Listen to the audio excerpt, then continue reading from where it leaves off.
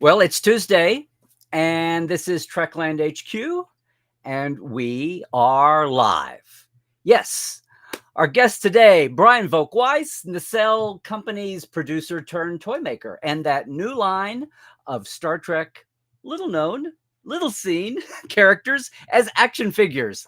Today on number 394, can you believe it, of Trekland Tuesdays Live, with me, Dr. Trek, Larry Nemecek, coming at you here from the heart of Trekland through Portal 47. And yes, you're home for the Trekland Treks. It's Trek season again, along with everything else. Hey, for some more sanity, clarity, and a bigger picture in all things Star Trek.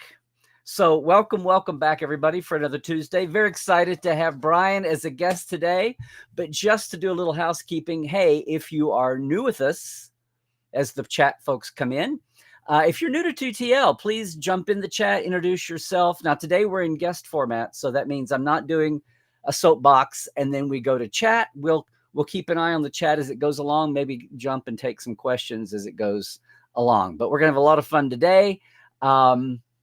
Just a reminder that if you're coming to us on YouTube or Switch, I am monetized now on YouTube, so you can throw a little extra in there if you appreciate the show. This is not really monetized at all, but that's always helpful. But even more so, if you're on YouTube or Twitch, you're seeing all of the chat comments. Okay, if you're only on Facebook, you're only seeing the Facebook comments, right? And listen, if you missed the live show and you're watching us later on YouTube, that's awesome. Please leave a comment, keep the commentary going. But maybe you can reach us sometime on Tuesdays Live when we're 1-ish. Tuesday Pacific and 4-ish Eastern, and that makes us available for everybody on the continent, the UK, at around 9-ish UK time and 10-ish Central Europe. So let's jump on in one. I'm so excited about this because it's fun watching somebody else's saga, especially when they're bringing us so much good stuff. And I've appreciated getting to know this guy the last couple of years as he's gotten up. Hush, Larry, let's bring him in. Brian, thank you so much for joining us. Let me get back to my control panel, and I will magically beam you in. Boom, there we go. How's it going, Larry? Where are we? There we are. Okay, good. Thank you for having me. Yeah. Why are we not sharing screen? There we go. And I'm going to leave them up there for just a second, but I want to... let me do it this way. There we go. We'll show those folks up first because they're the ones that have been up for a while. Brian, thank you so much for joining us today, and it's always fun to talk. But listen, I'm looking at an IMB over here because your bread and butter this is a saga that I love. You were representing comedians and even working with bands, and then somewhere along the way crossed over the Great Divide and doing production. And I see your first producing credit for a comedy special or so in 1999. Yeah, no bands. Oh, okay. I thought I saw a band. Manager for 10 years, and all my clients were comedians. Yeah, no, it's a little different today than it was in 1998. Well, so then along the way, though, it's just a matter of just having that opportunity to jump in and take a little more control of the situation around that comedian, and then before you know it, you're getting a producing credit. Yeah, I mean, basically what happened was it's a long 26-year story. I will try and do in less than a minute. But as a manager of comedians, I noticed that stand-up specials were was a big thing. So we started self-financing stand-up specials, and then that got us into documentaries with the toys that made us, then the movies that made us, then Behind the Attraction, and yada, yada, yada, yada. And in the midst of all of that, because of Toys That Made Us, I had a lot of people reaching out to me about toys. And in one of the most random, I thought this would be the most random thing ever. We ended up getting the rights to make the toys from The Expanse. And when that went very well, just why not? I decided to reach out to Paramount and see. I had heard, actually, I left out a big part of the story. I had heard behind the scenes that Playmates was no longer going to be doing Star Trek toys. So as soon as I heard that, we reached out to Paramount. We pitched them. Probably should have been a 10-page deck. It was actually a 43-page deck. And let me just say, if you think Valkyris was an obscure pick, you should see who else was in those 43 pages. And that the rest is kind of history. If I'm being honest, it's still very surreal to me that any of this is happening. Well, I mean, I was watching. I mean, like I was very privileged to be part of the center seat, the 10-part episode of Star Trek, which is amazing. 11, Larry, 11. Oh, okay. Did I miss one? My gosh, 11 parts. There is an episode. A lot of people miss this one. It was called Starships A through Z. And a lot of people miss that episode. I'll leave it at that. Okay. I was going to say, I know, well, the quality of the programming is great. The way it reached the public at times wasn't the best, but it's there and it's very accessible now on Prime, I think, if nothing else. Yes. But it's a great show. But after, getting familiar with Nacelle and you and the operation and all, I mean, I'd seen the toys that made us and they were awesome. I knew the Tenutos, they were involved. A lot of folks I knew were involved. And it was cool to see that evolution of dealing with comedians. And it just looked like as, you made your bankroll there a little bit and got some comfy zone and got to branch out and just geek out a little bit. And that was exactly equally successful. But this left turn into toys, I was like, wow. that's not, because that's a risky, the whole thing with toys, it's hard goods and you're having to judge retail and deal with supply lines and everything. Well, at least tariffs don't go up. Well, no, listen, it's a weird thing. It was always a part of my plan. So it's weird. Like I had a plan. I didn't have a plan. I had an end goal. And there was no plan to get to that goal, but I had an idea of like what I needed to do. And I always had my eyes and ears open for things that would help get towards that kind of North Star. And it started with RoboForce, which is coming out on Tubi this coming Saturday. Oh, okay. Yes, got to get that in. But yeah, it started with RoboForce. Then we did a couple other brands, and then we got the Expanse, and that led directly to Star Trek. Wow. Well, I know you've had some really interesting choices. Also, you had the comedians line.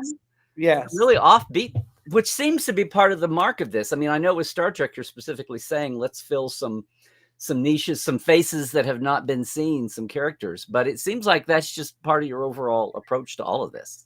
Yeah, I'm very lucky because I own the company and outright. So I don't have a board. I don't have anything. So I'm very lucky that I can have an idea on Monday and we can start working on it on Monday, let alone Tuesday. So I'm very lucky in that regard. And with the comedian line, which we actually might be doing more of as of very recently, I've worked with comedians. We already were working with the Bill Hicks and Lenny Bruce and Joan Rivers estates, and it was an easy phone call. Not our best seller by any stretch, but it was profitable. And I think we learned that if we do a second wave, maybe it would be helpful if the comedians were alive, because it's a lot easier to sell stuff when people are promoting, which is hard to do when you're dead. Right. So, but yeah, one thing led to another. And by the way, you would be shocked who and how it comes up where people, it's usually Bill Hicks. They'll be like, hey man, you got any of those Bill Hickses left? I need one of those. So it's definitely not my best idea, but it's also absolutely not my worst idea. Well, if you're leaning into, and I want to get to Star Trek, but I was going to say, if you're leaning into living folks, I had not even thought of this before, but now that when I heard you were doing a second wave just then, I thought, well, how about a Will Rogers? But it sounds like that's not the direction you want to go. Aside from he does have a fan base around the world, but yeah, not we evangelize for him, but that's my other passion. But anyway, well, let's talk about. So let me get these guys up with all of us here. Um, this was the first wave, and so what led you to? Did you have the idea and approach Paramount? Well, you said you were hearing about the Playmates going away, but specifically the idea to look at characters that had been underserved or not served at all. Or I mean, how did you get it? Was that just the concept, and then you spread a net to see what people thought? So, because of Toys That Made Us, I'm friends with a lot of people that own toy companies or work at toy companies. So, for years, I was pitching Super 7, NECA, Jazzwares. You got to do Star Trek. You got to do Star Trek. And the examples that I would give is Jellicoe and Garrett. And I would always say, why can you go to eBay or almost any antique store or vintage toy store now and buy a salamander Tom Paris, but you can't get the captain of the Enterprise C? You can't get what is largely considered to be one of the most controversial episodes in all of Next Gen, Chain of Command. Like, it and what I always say is, and I know this can be controversial with some people, but every list you look at for Star Trek, almost every list, it's either Inner Light or Yesterday's Enterprise is considered to be the best episode. So why did every company make Picard with the damn flute and nobody made Captain Garrett? Like, that's what I always thought was so weird. And that really was the inspiration for the line. So when we went into Paramount, we pitched, like I said, 43-page deck of how we would do what we want to do. And a big part of our plan was, and I can now say it kind of worked out, but was to say we wanted the community to be a little bit like, oh, great, there's Star Trek toys, but why these? And the reason was because I am a Trekkie, I know what Playmates, Super 7, McFarlane did. They all looked reasonably similar, and they did great work. I bought every single thing that I just got the last Super 7 figure, the Worf with prune juice. Like, so I love them. I'm not crapping on them at all. Those are great companies, and they made great Star Trek toys. But it was always Kirk and Picard, and it was just like, so like when Super 7 did the reaction figures of Star Trek, I've bought two, Artemis and not Artemis, what the hell's his name? From Skin of Evil. Oh, Armus. Armis, thank you. Armis and Beverly Crusher. Armis because he'd never been made before. Crusher because that uniform and her accessories had never been done before. I didn't buy the Picard. I didn't buy the Kirk. I also got the Guinan because that outfit I don't think had been made before. So it was that. So as you can see with what we announced in Wave 2, we're still staying within our own boundaries. Every character, we're not the first people to do Janeway. We are the first people to do Janeway in that particular episode from that in that particular outfit from that particular episode. So go ahead. Oh, I was going to say, so was and I want to get to the new wave. This is the new wave in action figures. That's a whole school.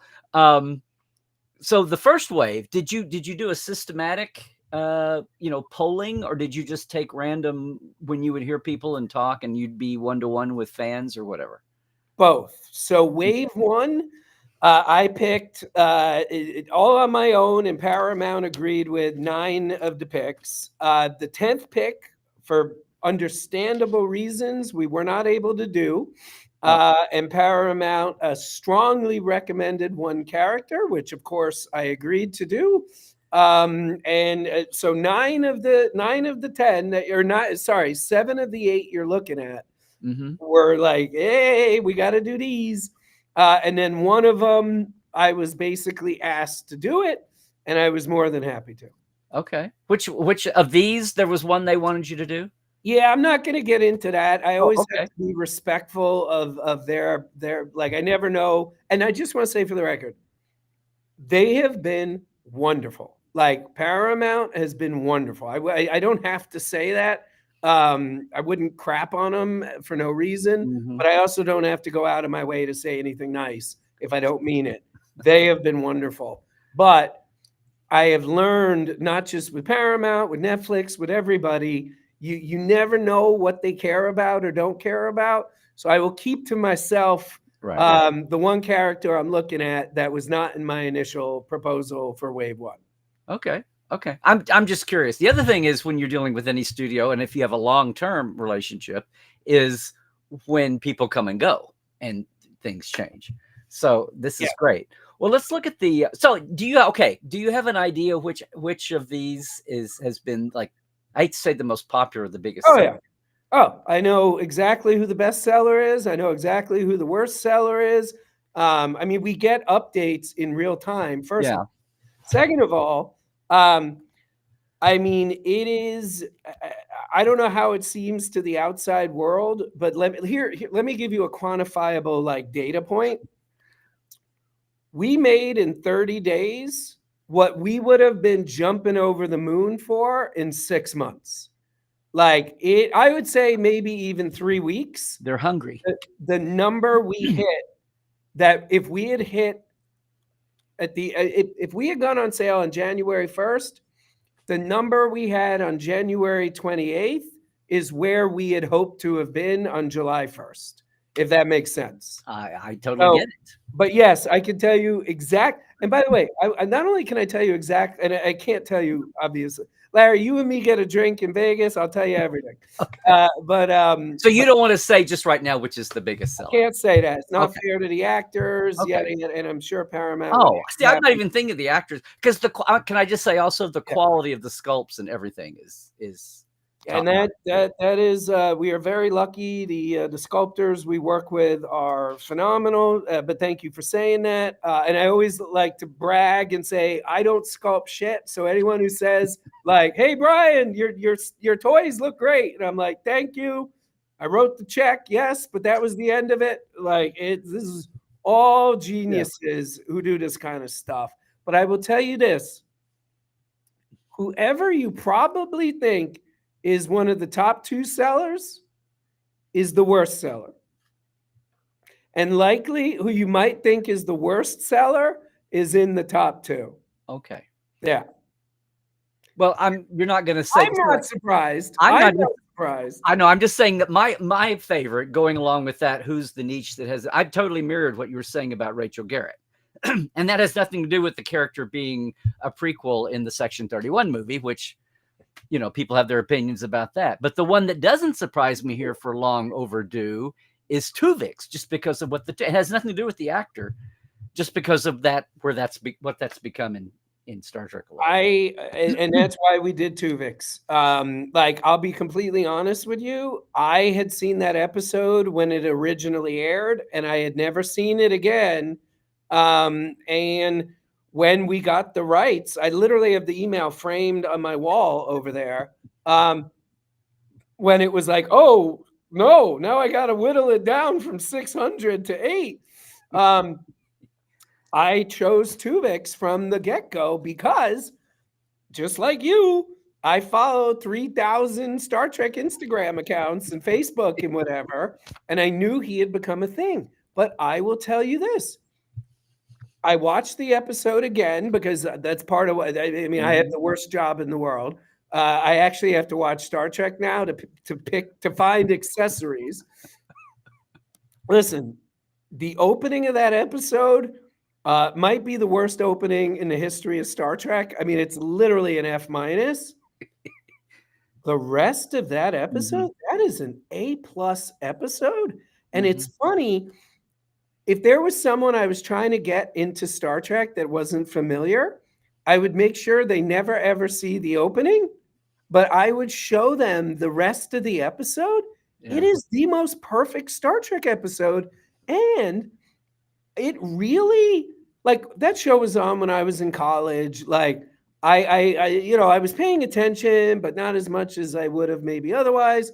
Like, it really captures not just Janeway, but it really captures like the pressures of command. The last shot of her walking down the hallway, having just killed someone. Yes, she saved 2 people, but she killed one. That's Star Trek. And it's a great episode. So I am very, very glad. And by the way, we don't have a single dog.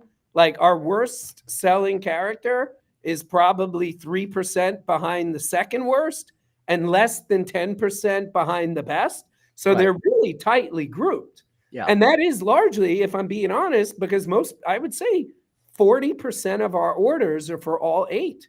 So that's part of why they're probably so grouped together.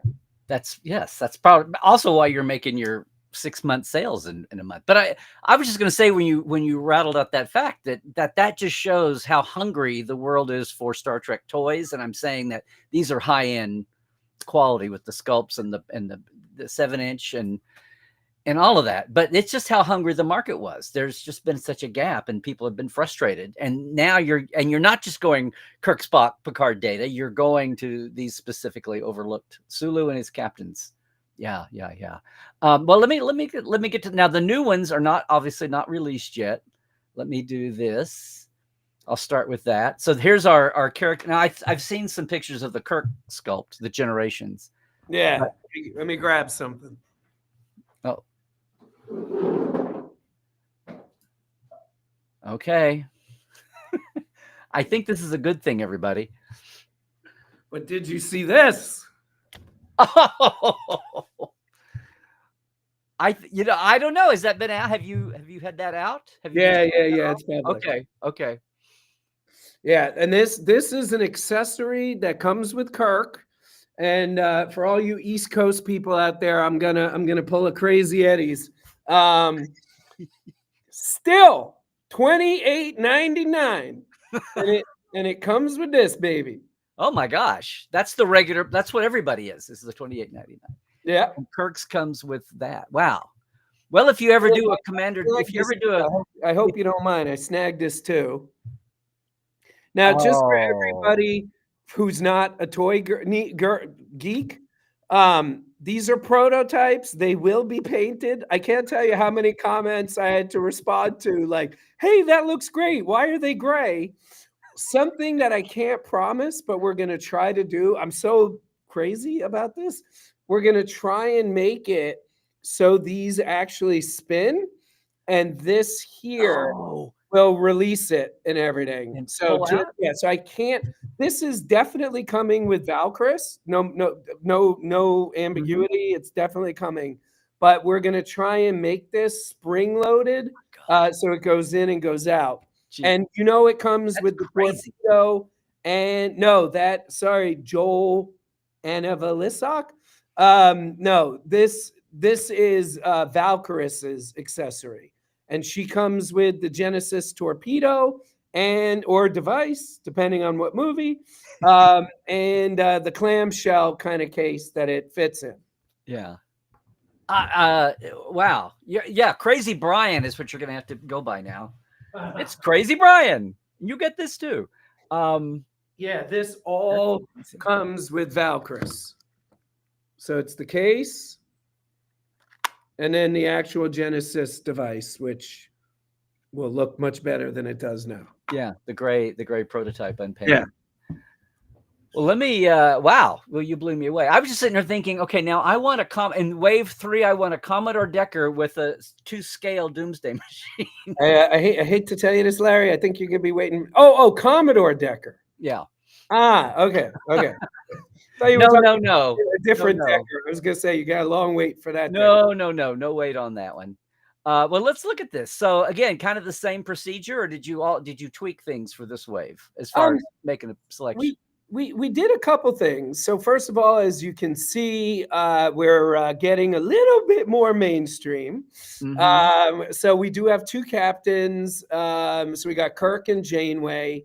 Worf, we're doing something a little sneaky on Worf. So Worf is going to come with. So you'll see we also have Geordi, and they're both in their 19th century sailor uniforms. Right. So we're launching a subwave within wave 2. So our goal is hopefully before we get to wave 5 or wave 6, hopefully we'll be able to do the entire crew in their 19th century sailor uniforms. Wow. But one of the things we're doing with Worf, because as I told you, it's really important to us to always be doing new. Like we're never ever, well, we'll get to that. Not never, but anyway, we'll get there in a minute. Worf comes with 2 torsos. So you'll be able to literally unplug him from his waist, take his head off, and the first torso, which is how he'll be packaged, is he's going to be like fully buttoned up, like the way you see Geordi. Right. Then there's the alt torso, which is when he walks the plank, that the head gets so he's going to literally come with 2 torsos, so you can have him pre-plank and post-plank. So that's the kind of little stuff we're doing. I was going to say post plank. Do you have like a little? Can you squeeze him and make him wet like he's? No. That's not a bad idea, Larry. And I want to go back to something you asked before as it relates to Paul. So you asked before, did we take advice from the community? Literally in the press release announcing that Nacelle was making Star Trek toys, we had an email address so anybody could email us. Yes. We have now received well over 5,000 emails. Could be over 6 by now, I don't know, but it's over 5. The T'Pol you see here is 100% fan picked. Like, so we literally broke down every suggestion we got and then tallied how many times that suggestion came up. And that is the T'Pol by far most people asked to see. So that's, I knew I wanted to do T'Pol. And as I'm sure you can tell from this assortment, it's very important to us to have characters from all the franchises that we have access to. So I wanted to do Enterprise and T'Pol, and I wanted to do T'Pol. She's kind of my favorite character on the show. But the community picked that outfit.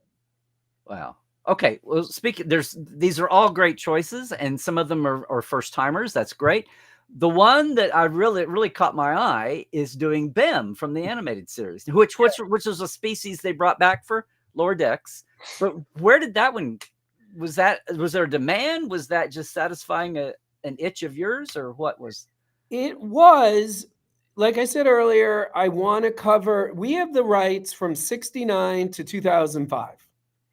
And we didn't do an animated series figure in wave 1. The also thing, in case anybody's as bad as math as I am, we also have gone from 8 figures per wave to 10 figures per wave. So I absolutely knew we had to do the animated series in wave 2 because we didn't do it in wave 1. And I picked Bem because, if I'm being honest, the 2 characters I would have wanted to do have already been done a few times, Hallmark, and there have been a couple.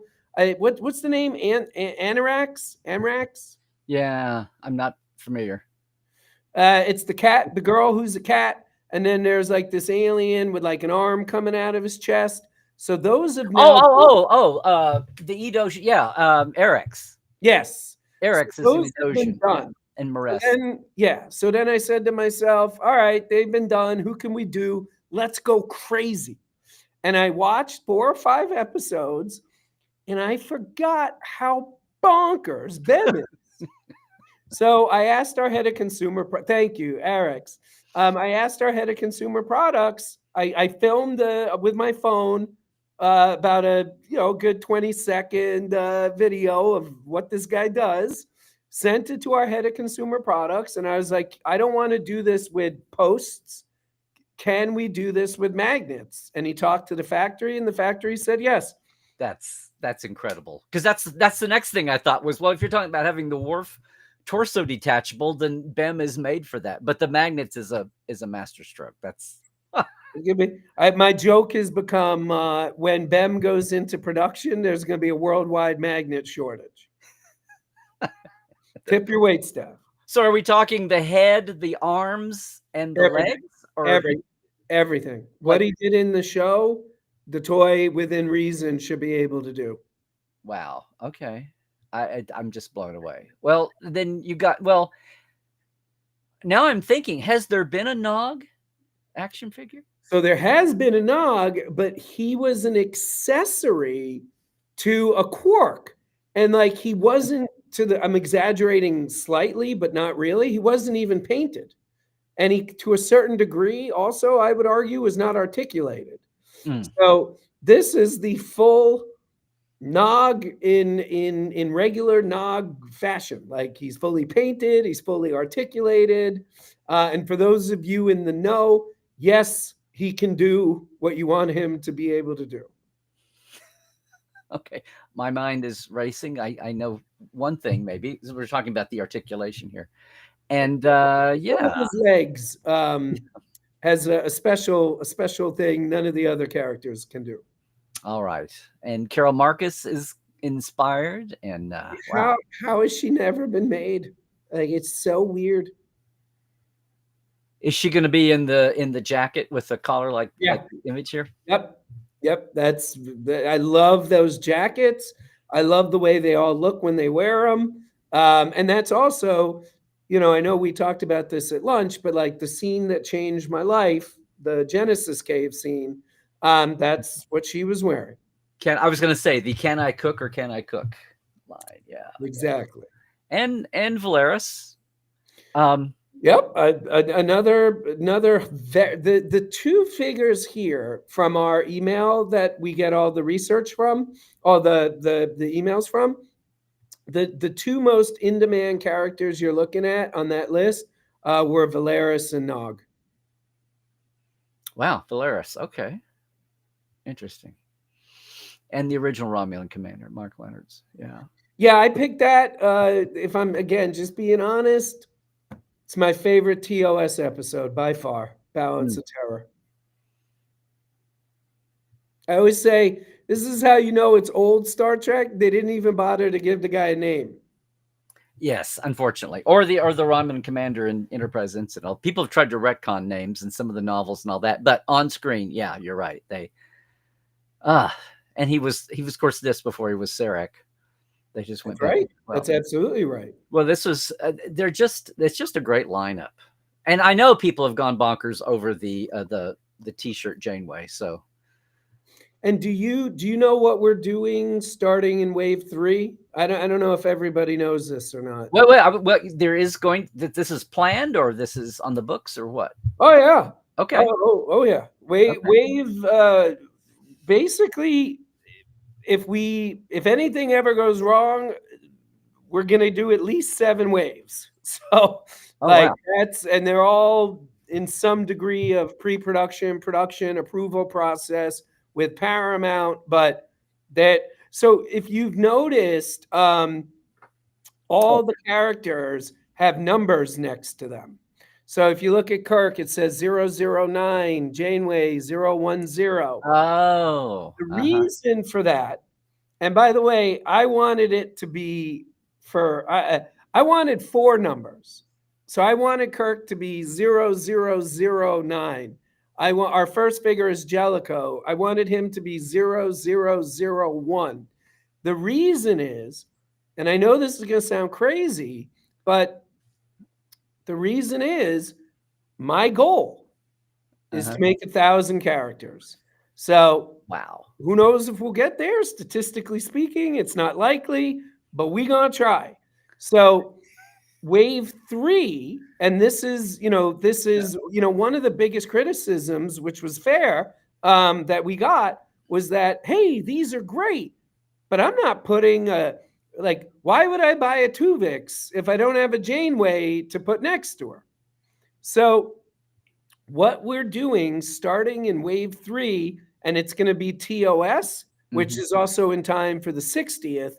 Right. Every other wave, we're going to be alternating between assortments, which is the first 2 waves, and bridge crews. So wave 3 is going to be the TOS bridge crew, but it's going to be 10 figures. So we're actually getting 3 characters that you may not have thought of initially as being part of the bridge crew, like a Rand, a Chapel, and then we have a 2-pack that's a surprise. And then wave 4 is going to be an assortment. Wave 5 is going to be the next gen crew in their duty uniforms, et cetera, et cetera. Okay. Wow. Well, that's pretty. What am I trying to say here? That's pretty. Yeah. I would say confident, but if the sales are going this way, so the reaction's been, well, people are voting with their bucks. Here, shut up and take my money. Honestly, the only other time I've seen anything like this in my career was after Toys That Made Us came out. I have never seen a reaction like this. I mean, like so I read all the emails we get and I respond to all of them personally. One of the things I do early in the morning, How do you like get anything done, Brian, with everything else going on? well, it does sometimes take me a month or 2 to respond. That's how. But I'll do like 10 to 20 in the morning, as I'm spooling up. Then I'll do 10 to 50 at night as I'm going to bed. My wife's asleep, the kids are asleep.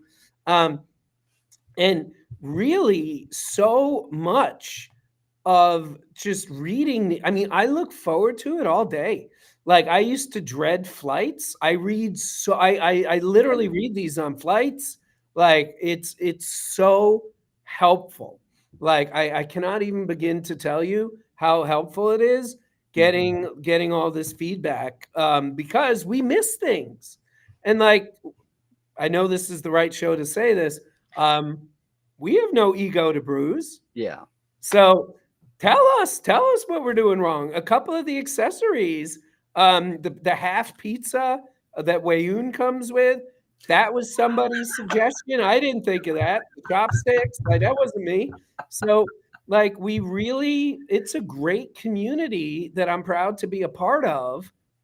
Yeah. Why? Well, okay, so this is your fault now. You've raised the bar now to where people are they're gonna leave the basic characters in the lurch now, and people are all gonna be debating in little fan circles about accessories. No, he should come with this. No, she should have this. It's already started, and this is the other thing. 99.9999. Here's what I can tell you. Actually, I can give you better numbers. Like I said, we've received over 5,000 emails. 2 were jerks, and maybe 5 weren't as nice as they probably could have been. But to get 2 jerks out of 5,000, that's all you got to know about the Star Trek community. And see, this is what I preach. Like when Discovery came out and things had been going south online in the online world with the algorithms taking over 8-10 years ago, and I kept saying, folks, the online fandom is a slice of what I call armchair fandom, right? And even convention fandom is still a slice of all fandom. And what you just said confirms that. That's what I would just about expect the reality of if you do an actual census of all people that would raise their hand and say, I'm a Star Trek fan. Yeah. That's the reality. Yeah. It confirmed my opinion. It doesn't surprise me. Yeah. Yeah. Well, listen, I don't want to. Whoa, we've gone 40 minutes here. I didn't keep an eye on anybody's questions, but I know you saw the one. Here, my figure universe is saying, I love how the communities come together for this figure line as well. Oh, you did do this. What's that email again? For ideas? It is, I believe, StarTrekIdeas.com. Okay. Hold on. Or it's an email, right? Yeah, it's an email. Yeah, sorry. It is so bad with this stuff. It is Star Trek Ideas at Nacelle at nacellecompany.com. Nacellecompany.com. And company's written out. Correct. Yeah. Nacelle company.com. Yeah. I love when people ask me, how long you been a Star Trek fan? I'm like, well, I did name my my company after it. It's like the company you got to geek out with company, because you had the original, right? That's right. Your older company is the one that produced all the comedians. That's right. Yeah. Well, that's Comedy Dynamics, which is owned by Nacelle. Oh, okay. Timothy, I'm sorry. I stand corrected. It's Sigourney Janeway, not T-shirt Janeway. Okay. Especially when fighting. Oh my gosh. Maybe I shouldn't have jumped into here.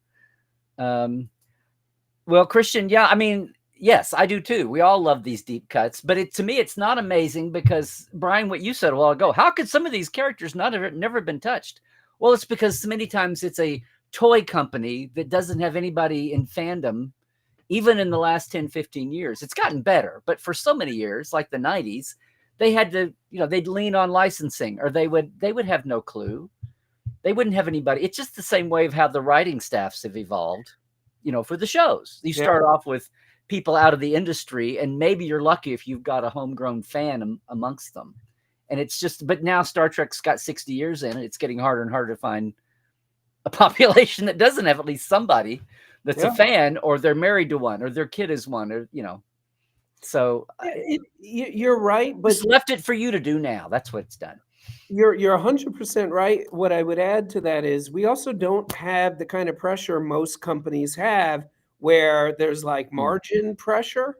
So like, as long as we're profitable, I don't need, like, some companies need, like, I'm not doing anything unless we're making 30%.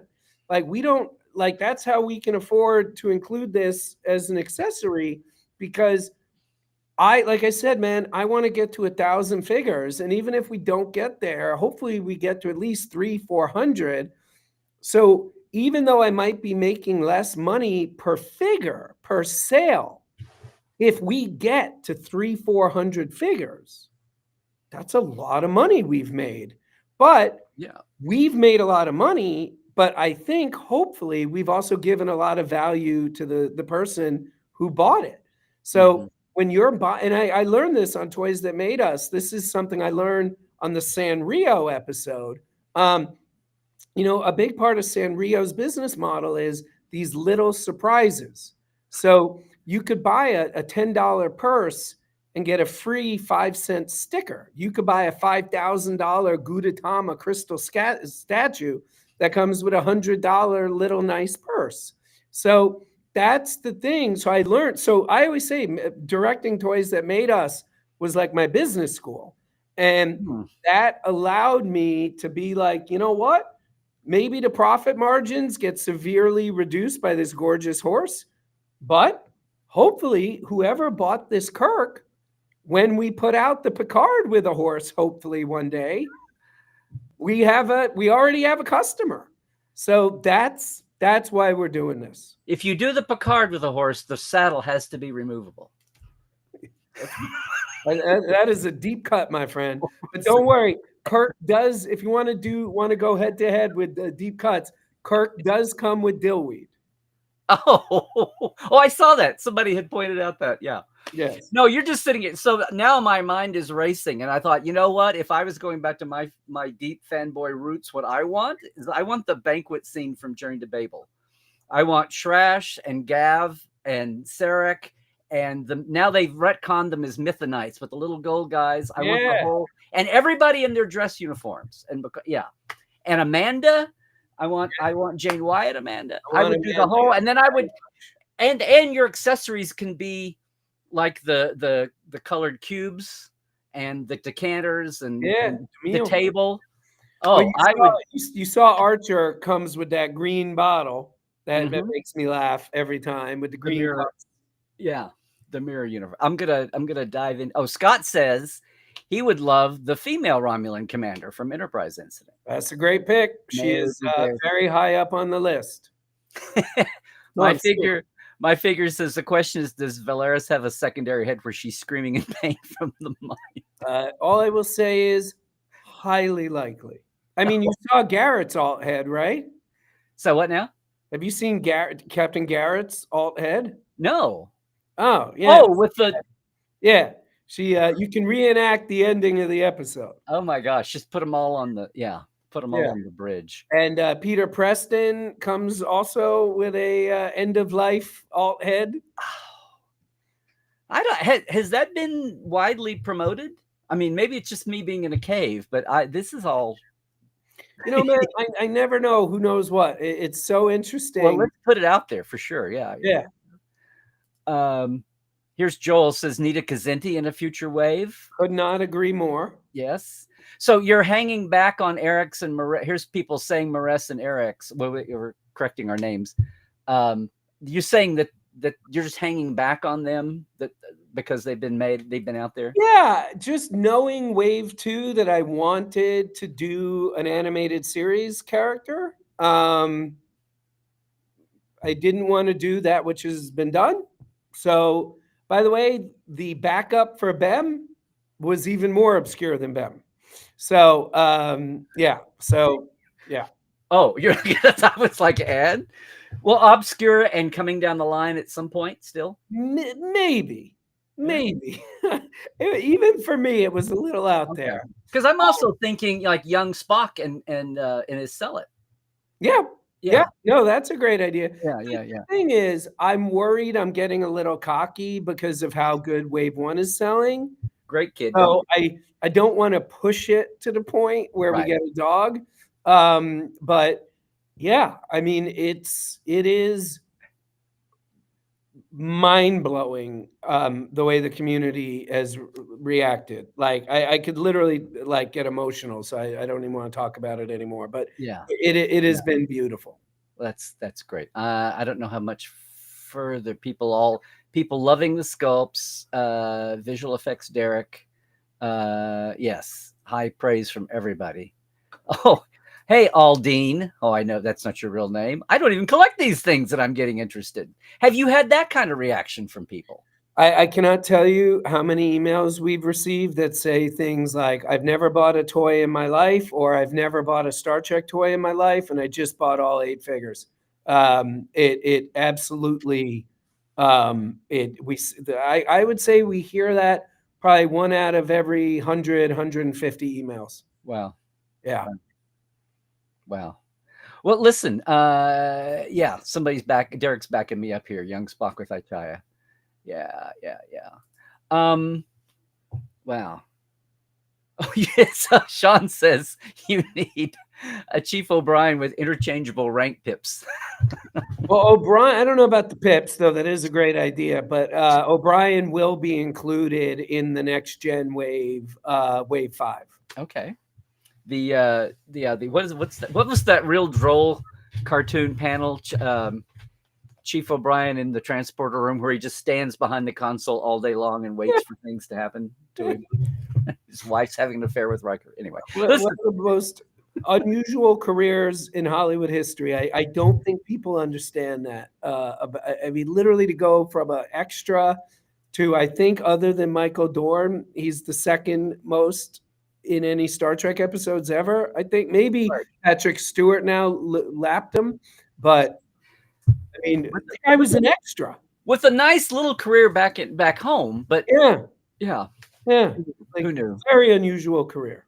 Who knew? Well, Sean says, "Are you considering play sets?" Which I guess is we are in wonderful and frequent conversations with Paramount about increasing our license to include other things. I can't promise anything, but I have given them ideas of stuff that we would be very excited to do. We have passed on some stuff that I just felt was done really well before us, and there was nothing really that we could contribute. But there are certain things that have not been done. I pitched that are not figures. All right, and they've been turned down, or the jury is out, or what do you mean? You pitched other things that are not figures. Have you had no, or have you had No, we have not been told no on anything. There are certain things they basically like this whole dance we do. Like, as you know, the Nacelle verse, we can do whatever the hell we want. We don't need to talk to right? anybody. So working, and even with the Expanse, we're dealing with Alcon, and we're bigger than Alcon, so it's not like a weird thing. But with Paramount, it's so interesting because they're this huge company. We're talking about a 58, 59-year-old property. And we're very respectful of that. Like, I know we don't own it. I know at some point I will be off this earth, and Star Trek will still be going. I never ever forget that. And um, we really try to make sure that everything we're doing when we talk to Paramount, if they say yes, we know it'll do well and make everybody money on our side and make everybody happy on the customer side. So that's a very, very big thing. I did see a question I want to ask. Oh, sure. I want to answer. I will be in England somewhere in the summer. There we We go. don't have plans to do a panel or a convention yet, but you can buy the figures in England. You can buy them in England, Australia, Canada, and Germany. And if anybody is hearing this and you were like, I tried to, but the shipping was crazy, A, I apologize for that. B, we got the shipping down by almost 70%. So they are for sale there.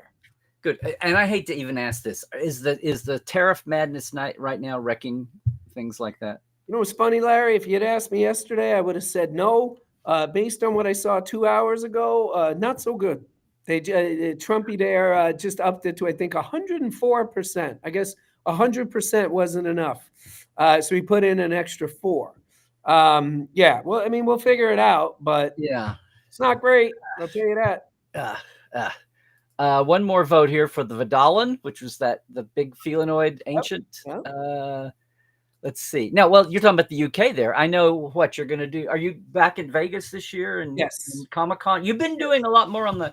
Is that just my perception, or have you been doing more on the con circuit the last couple of years? We're on a big press tour for this cartoon we have coming out on Saturday called RoboForce that we're doing. It's going to air on Tubi. We're partnered with The Rock. So we've just been doing a huge as in The Rock, as in Dwayne Johnson. Dwayne Johnson, yes, not the Pebble.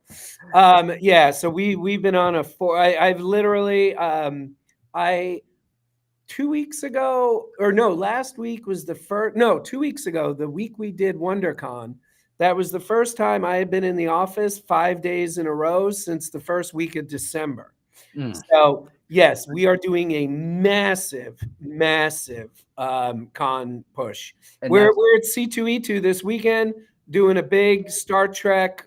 We bring prototypes with us. We always bring some surprises. So anyone who's in Chicago, come to our panel. I know it's on Friday. I don't know what time and I don't know what room, but hopefully you have a phone that has access to Google, even though I didn't know that, so I apologize. And you're following the schedule or whatever app they're using for that. No, I know you, but this is why we only were able to do this week finally after all this started. So here's a couple of, and I don't know. Larry, I'm sorry to interrupt. I got to respond to Sean O'Sullivan. We will absolutely, positively do a Gul Madrid. That is my second favorite episode of all time. And yes, you will 100. Yes, RoboForce World Tour. That's right. International Global World Tour. Even though we're not leaving the United States. But that being said, yes, we will do Gul Madrid with a remote control and a taskbar egg in a. Knowing us, he'll come with the lights and the lights. Oh, will you have an accompanying suitable Picard to go with it? Yes. Yeah. Maybe not in the same wave, but that would be the plan. Yeah. And Jellicoe comes with the fish tank. So, again, Larry, we were talking before, my background is in comedy. And we always, so take my comedy background combined with what I told you I learned from Sanrio, put them together. Jellicoe comes with the fish tank. Jellicoe comes with it, just so we can be packaged with it and have to deal with it. Here's it now. If maybe you don't feel good answering this, but or being able to, do you have to get actor approval on all the characters? That is a case by case basis. Yeah, depends on their contract, right? And I can't get too much into this, but it is a very, very, very complicated topic that mercifully Paramount handles all pretty much with there are a couple little exceptions where we got to go do some stuff, but the vast, vast, vast majority of that Paramount handles. Yeah.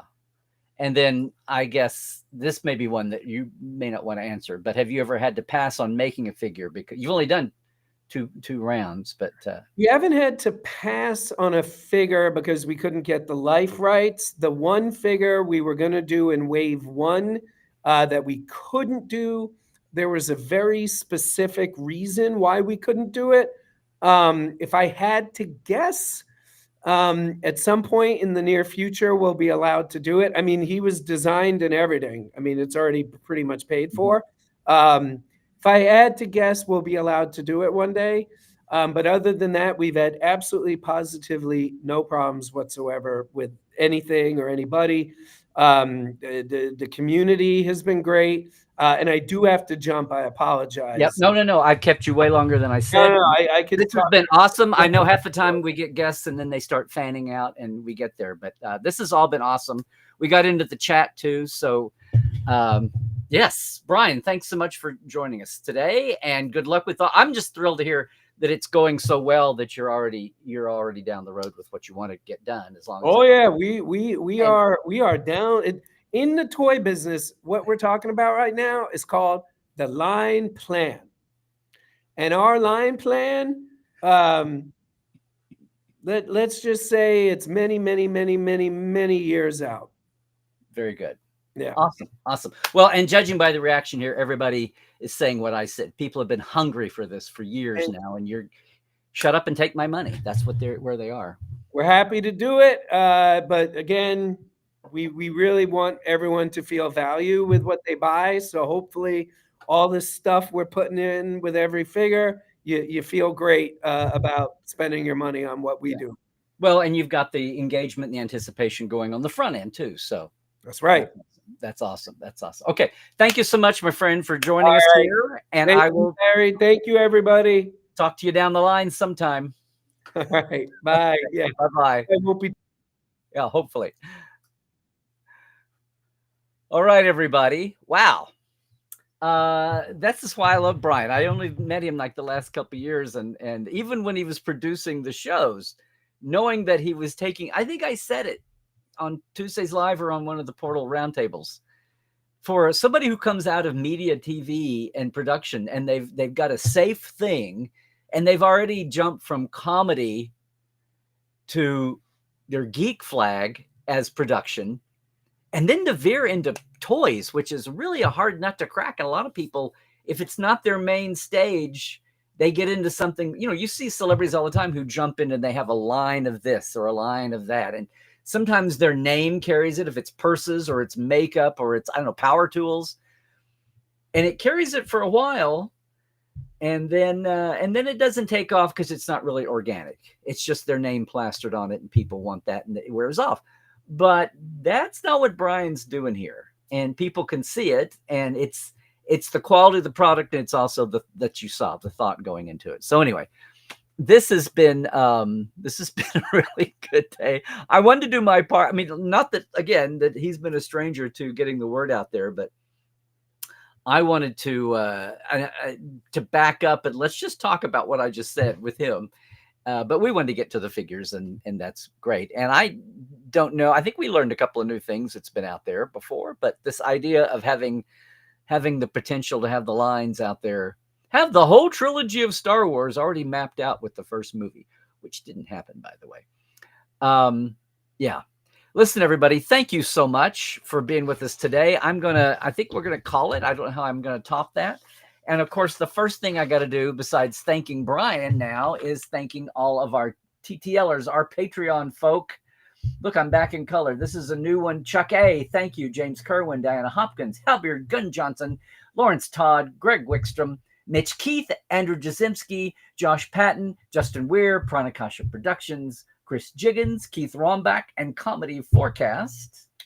And our live wires, Jesse at Crusher Convo. Did I? Yeah, I've got it. Okay. Chris Garris, Robert McLean, Byron Bailey, J.R. Poole, Gary Williams, James Durkidge, Dave Gregory, Dan Leckie, and Casey Shafsky. Yes, Durovich. I'm sorry. James, I knew I did that.